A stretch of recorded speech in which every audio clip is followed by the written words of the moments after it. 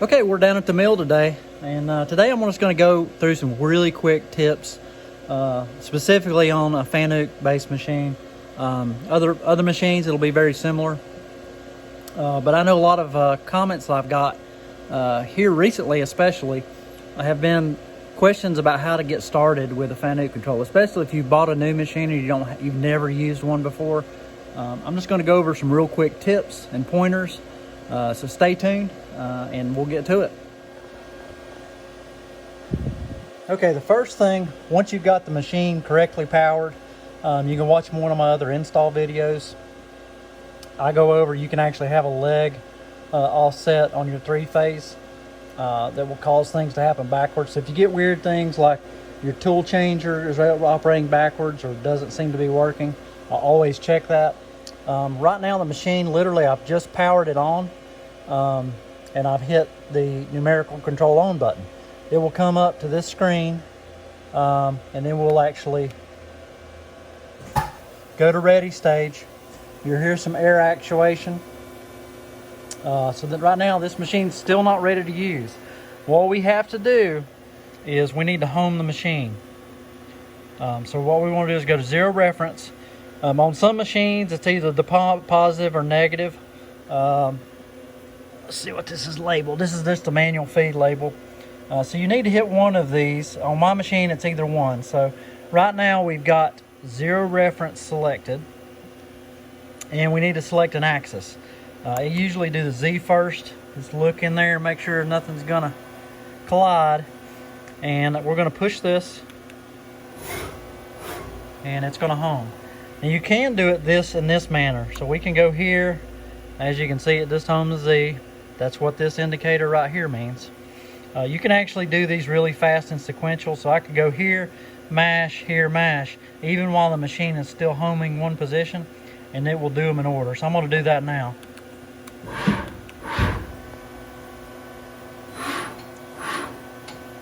So it basically did all the axes. So when I boot the machine up, usually what I'll do is I'll start with the Z, and I'll go Z, boom, Y, and then X. Okay, so now we can see our machine's completely homed. A lot of folks are having trouble just figuring out how to get started in the Fanuc. One place to check, and then this is after you've backed up your machine.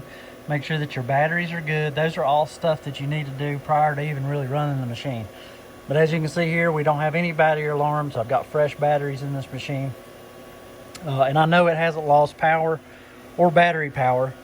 So I know the machine is ready to go. Some important things I have up here. These are basically my tool height settings for my hammer probe. So this is -23, that's machine relative. That's the actual tool length to my imaginary gauge line, which my imaginary gauge line is the bottom of that. It's not the true gauge line, it's the bottom of the spindle. A true gauge line would be somewhere, depending on how far the tool goes up in there, there's a line that's a specific diameter, and that's the true gauge line. But I don't use that, I use the bottom of the spindle. And I have everything set up based off of that. So if we look here, I'm gonna go, the first thing that you're probably gonna wanna do is go down here and you'll wanna go into MDI mode.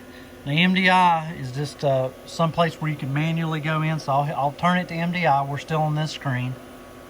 And what we're going to want to do is go to program. Okay, now this program looks a little different than the normal program. I'll show you that real quick. So normally you would have this. And that's by selecting this program. But if we go into MDI mode, you'll notice here, most Fanucs use the first program, 0000, as the MDI program. And to enter in programs, you would basically enter in here and do inserts, and it'll actually execute these in MDI mode as you enter them. This is kind of giving you feedback down here, your modal feedback.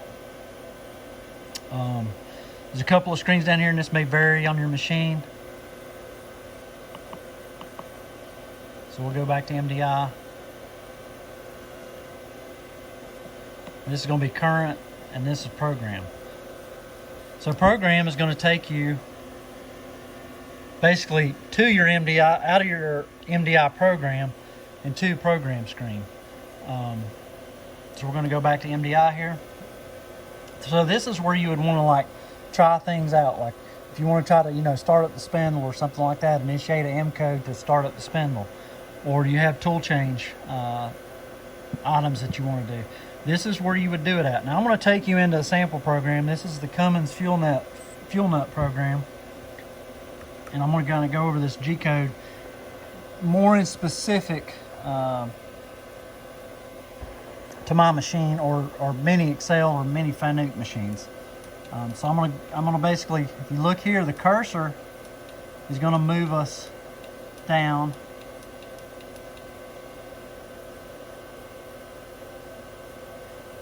And this is where I want to get specific. So this right here is a comment that I have in Fusion. And here is basically the positioning that I'm going to use to get this face mill set up. Okay. For my particular machine, I have to execute a spindle hum command, basically, which will basically move that spindle in a slightly different position and do a rotation where the lugs are where they're supposed to be for the tool changer. On this particular machine, M06 does not complete everything that you need to do. There is a macro stored that's tied to M66. So if I was not using Fusion and I wanted to do this in MDI mode, I would actually use the M66, which would execute all of this, with the exception of you'd be able to change the tool, because it would actually execute this positioning area here to change the tool. Okay, another question that comes up a lot is I have a DNC over here on the side of my machine. Just kind of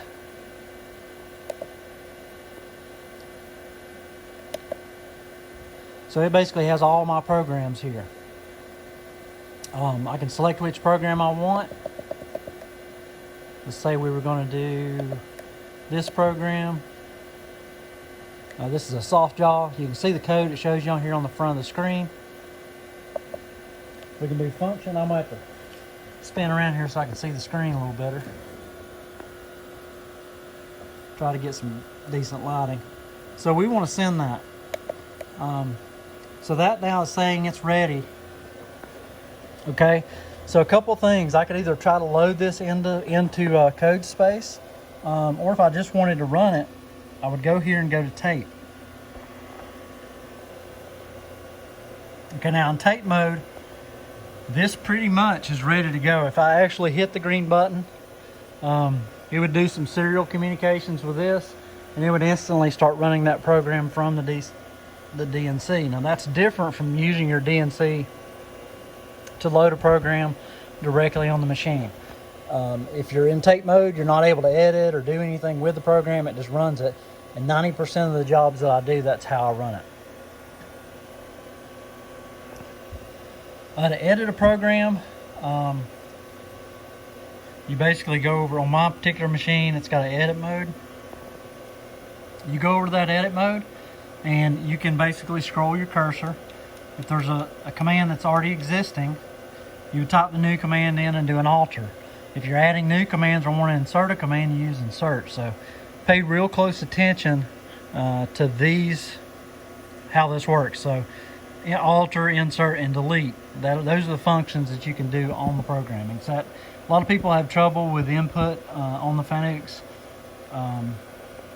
If you notice, my machine here has a couple of neat options turned on. It kind of shows you what could be in the G code, which is sometimes nice if you're manually editing stuff. I don't do that a whole lot, but if you need to do it, it's right there. A couple of things specific on my machine. You can do single blocks if you've got that in your code. You can do dry run. Z-axis cancel I use all the time. So what the Z-axis cancel is going to do is it'll let you run some code, but it's not actually going to bring the Z-axis down. So you can kind of, look at it positionally and make sure that your table's where you expect it to be when you're running. The rest of the stuff on the machine's fairly self-explanatory. You got emergency stop here. You got your feed hold here. Your handle setting, this is important. This setting can get you in trouble if you're not expecting, especially if you have the probe tip in and you have the feed set really high and you start moving the dial, bad things can happen. I'll kind of show you that real quick.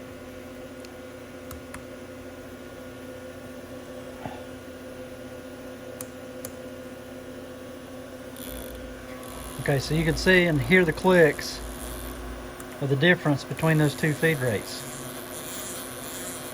So this is the smallest feed rate. We're going to go to the position here. You can see that feed rate's just barely changing. So each click is, on my machine, it's listed as 0.001 millimeter, but I'm in inches mode. So it's 0.001 inches.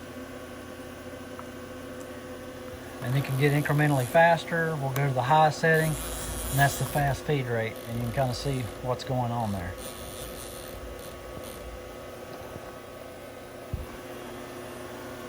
On my particular machine, this basically will adjust the feed rate while the code is running. A lot of times you'll use this to slow down the machine, especially on the first run, just to make sure everything lines up. On my particular machine, I've got cooling on and off, and it doesn't work the way you think it would. The cooling on and off, basically, it will force a coolant turn on. So if it subsequently gets a coolant turn off, even though this is on, the coolant will still turn off. Also, if you have a coolant turn on in the code and you've got this off, as soon as it gets that line of code, it will turn the coolant on. So this surprises a lot of people, because a lot of people assume that this off means that it's off and I can turn this off, start a program, and I don't have to worry about any coolant. Well, that's not the case.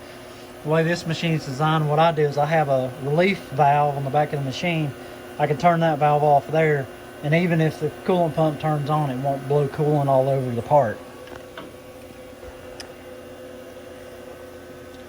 This gets a little trickier. So this is the ATC, and what I was mentioning, if you've bought one of these machines and you can't absolutely get it to do anything, look for your ATC indicators, especially if you've got a pallet changer. This is going to have to be in that particular position, and to show you that, I'm gonna go over here and run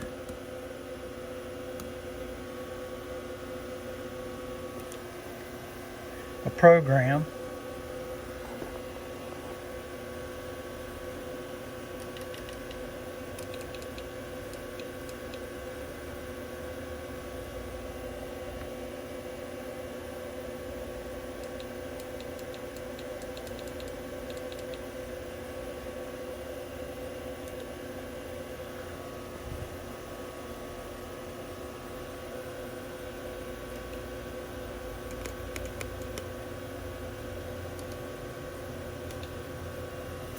Okay, the way you load the program, if you're at your program screen, you would just do your program 0000, and then you would hit down cursor, and that'll actually load the program up. That's how you flip between programs. Just real quickly here.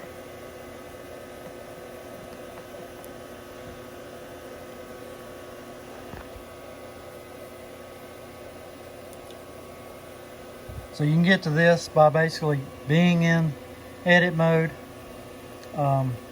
Basically you can scroll through this program between the different views. So this shows programs that I have. So if we wanted to load a PCB, which I make, a enclosure, which I make all the time, that would be program 01001, and then we'll hit the down cursor. That will load up that program. And now if I wanted to run that, I would go to auto and hit cycle start, and it would actually run that program. But I'm going to go back to that tool change program. Again, you got to go back to edit, 00000,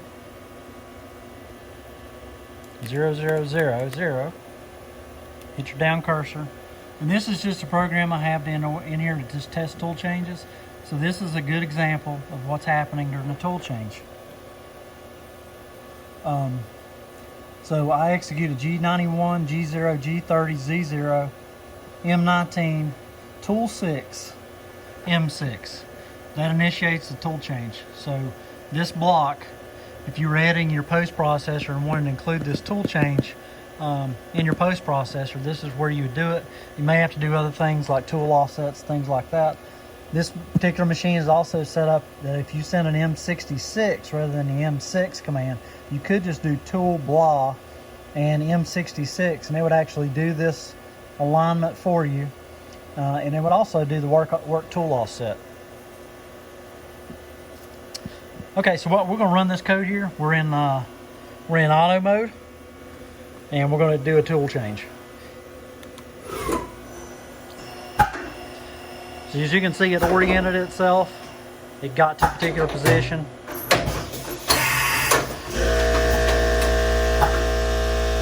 And it does the tool change.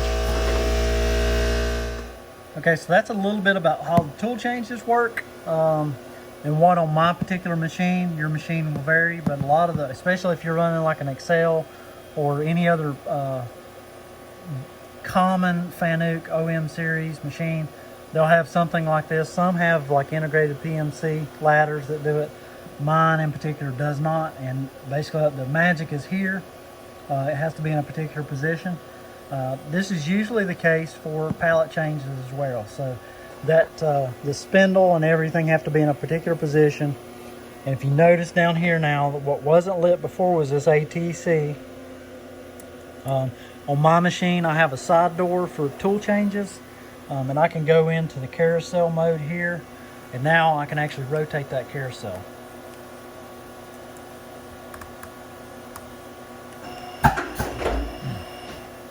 And just to show you kind of how that works, what just got me, if you're in any other mode other than jog, this will not work. So if I'm here now, and that causes the tool carousel to rotate. There's also on my particular machine, I can actually go to that back side door. I don't know if you'll be able to see it or not. There's a side door back there at the tool changer that also has a tool rotation. So I can actually load tools without like crawling up in the machine. I can do them back from that back corner pocket.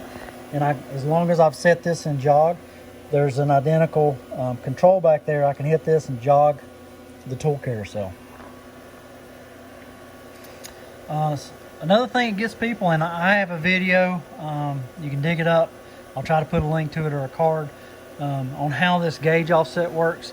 Use what makes sense to you. I have been using presetters, etc. So I'm used to the gauge method and positive tool offsets. That a lot of people, especially in a home shop, that may not be convenient or easy to do. But that's how I have mine set up. So what I'm going to do now is take you to show you how to do offsets. So I'm hitting the menu offset, and that's initially going to bring up, these are my tool offsets. Those are all positive. So for example, this 6.8553 is what the tool offset is if I have the hammer probe in the spindle. So I use that in my work offset, and I just wrote it right on the front of the machine. I think I got a comment on one of my videos that they were glad to see that they weren't the only ones that did this, but not only do I do this, I've seen this on a multitude of machines. You write down important stuff on the front of the machine. And this is the previous owner, however they were doing things. This is their M66, basically explaining that this particular machine had a macro. So they've wrote that. This is not my writing, this is theirs. So the previous owner thought that was a good idea as well. On the offsets, basically you select which offset you want. You do that by just doing the cursor. It shows you here which one you've got. You basically enter that in, and it will set the tool offset. Down here it's actually showing your position relative. Work offsets is just as easy to get to. While you're in the screen, you can hit work, and this shows the work offsets. I do several different, especially on fixtures. I do use G54, 55, 56. Just to kind of show you here, there's more. And then I get to those by hitting the cursor. Don't have any of those right now, but I have them to use them if I needed them. One good guide if you're struggling with this is to kind of look at the Fanuc manual. Go through that manual and just jot down some notes because the manual is really thick and it's really wordy. But you can jot down some operations out of that manual and get a lot further ahead, especially if you've got it sitting right there next to you. That's the way I learned.